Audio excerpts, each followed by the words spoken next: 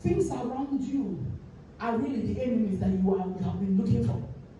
When you don't know who this Holy Spirit is, as you're walking, you are afraid. Let me tell you, if you see any believer that constantly fears, I look at them and I know they don't have the Holy Spirit. There are witches out there you are afraid. You don't have the Holy Spirit. Because if His presence in you, He gives you the power, He gives you the boldness, He takes fear away. Because once He comes in, every other thing that cannot stand His name walks out.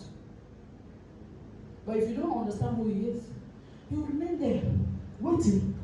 You'll never be crying and they're telling you that this ATM can be, they will have this card, I'll just break it and throw it away. But that card can be the access code you're looking for.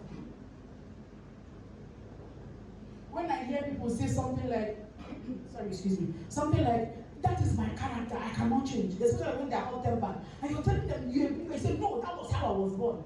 I look at you and I say, the Holy Spirit is not there.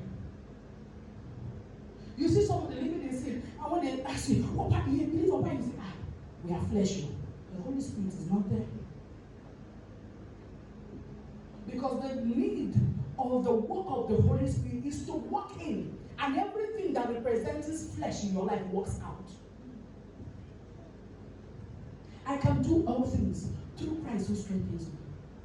Because the Holy Spirit is residing in you, I can go all the way in my Christian life. I can be consistent in my service with God without breaking because of the help of the Holy Spirit. You see a believer, you keep repeating one thing or the other, they don't have the Holy Spirit. Because the Holy Spirit could help you understand what they are saying. It's one of His gifts.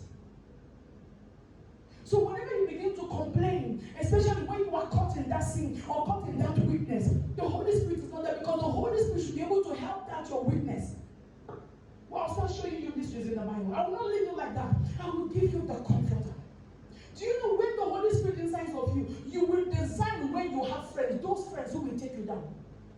You don't need a pastor to tell you. But many pastors have done it in such a way that they have taken the Holy Spirit away from the church and they have started to replace the Holy Spirit in the lives of the believers. The believers now have to depend on their pastor for everything, which is an error. Instead of giving you the Holy Spirit, they give you themselves. They preach themselves. If you're sick, you call the pastor. If you need to take decisions, you call the pastor. If you want to do anything, you call the pastor. Now, what is the work of the Holy Spirit? I don't even say give honor to whom honor is due. It's a wrong thing. But what is the place of the Holy Spirit? You hear many of them when they preach about loyalty, they're actually talking about their members being loyal to them, but they forget that loyalty belongs to God. If someone is loyal to God, they can be loyal to you. What is the place of the Holy Spirit? What is the work? Now, can I just tell you, the Holy Spirit is not a thing. Is